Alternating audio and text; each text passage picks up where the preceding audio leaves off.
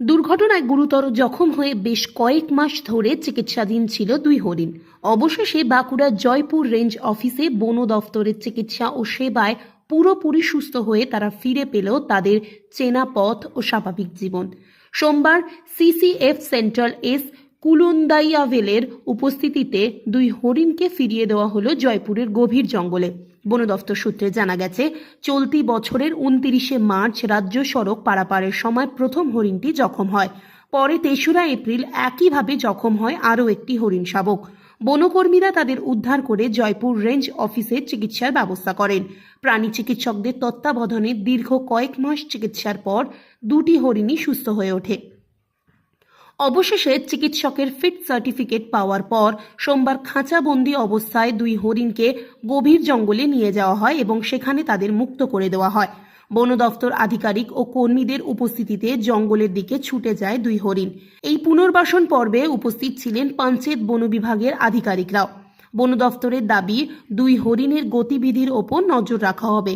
হরিণদের চেনা ছন্দে ফেরাতে পেরে খুশি বন দফতরের আধিকারিক ও কর্মীরা।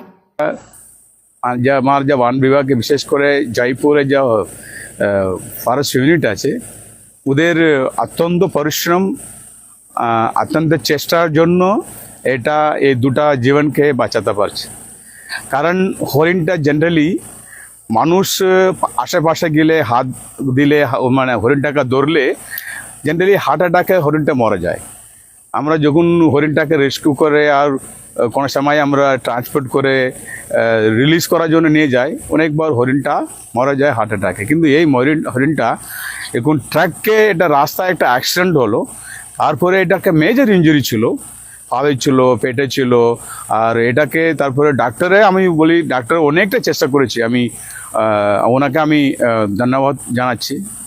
আর অপারেশন করলো, অনেকটা স্টিচ লাগালো, তারপরে এটাকে অনেক রেগুলারলি স্যালাইন দিয়ে, মেডিসিন দিয়ে, ভ্যাকসিন দিয়ে এটাকে বাঁচিয়ে আজকে সুস্থভাবে, আপনারা দেখেছেন খুব সুস্থভাবে এই দুটা হরিণকে এটাকে রিলিজ করানো হয়েছে। এটা তো বড় ছিল, এটাকে মহিলা ছিল, আর ছোট ছিল এটা পুরুষ ছিল। আর দুটা একটা বান্ড তৈরি হয়ে গেছে, এখন ওরা মনে হচ্ছে এটা ফ্যামিলি টাইপ ওটা চলে গেছে। এটা খুব ভালো। আমি এটা বলবো, এই ধরনের কাজটা আমার বন দপ্তরে আজকের দিনে আপনি অনেকটা দেখতে পাচ্ছেন। আগে মিডিয়া ছিল না, খাবারে ছিল না, আমরা আগে এটা করতাম। আজকের দিনে সবাই জেনে গেছে, মিডিয়া, সোশ্যাল মিডিয়া এখন থাকার জন্য, যে আমরা যা ভালো কাজগুলি করছি এটাকে আমরা হাইলাইট করতে পারছি। হাইলাইট মানে মানুষের নলেজে নিয়ে যেতে পারছি, সেটা আমরা কাজ করছি কনসিস্টেন্টলি। এখানে সাপোর্ট যা গ্রুপ ডি স্টাফ দেখে নিচে লেভেলে যারা আছেন, সিডিএল থেকে শুরু করে, এখানে জয়পুরে একটা ভালো টিম আছে, ওয়াইল্ড লাইফ স্কোয়াড আছে, হাতি ট্র্যাকিং ইউনিট আছে। ওদের সবসময় অনেকটা পরিশ্রম দেয়। যখন আমার যা চীনের রেস্কিউ অপারেশন ছিল, ওই সময় তো অনেক আমার স্টাফ এখান থেকে গিয়েছিল, অনেক পরিশ্রম দিল। এটা এখানে ভালো কাজ করার মধ্যে বড় বড় টিম আছে, ভালো টিম আছে, কমিটেড স্টাফ আছে, রেঞ্জার বাবু আছে এখানে। আর ছাড়া আমার ডিএফও তো আছেন, উনি তো ওভারঅল মানে ওখান থেকে ডাইরেকশন যায়, সেভাবে হয়েছে। আমি খুব খুশি। আমি মানে ব্যক্তিগতভাবে আমি বলছি, এই কাজগুলি মানে ইট ইস এ রেয়ার ইনসিডেন্ট।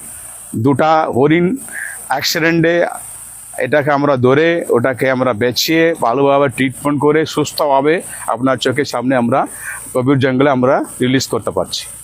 এখানে তো ছিল আমার ট্রিটমেন্টের সময় আমরা এখানে হরিণকে রাখলাম।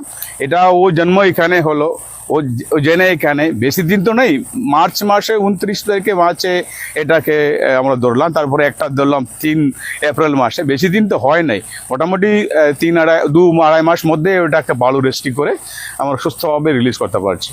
ওরা এখানে তো দেখুন চারদিকে জঙ্গল আছে, ভালো এখানে বাস আছে, ও খাবার জন্য গ্রাসগুলি আছে, বাস আছে, বয়স পছন্দ করে খায়।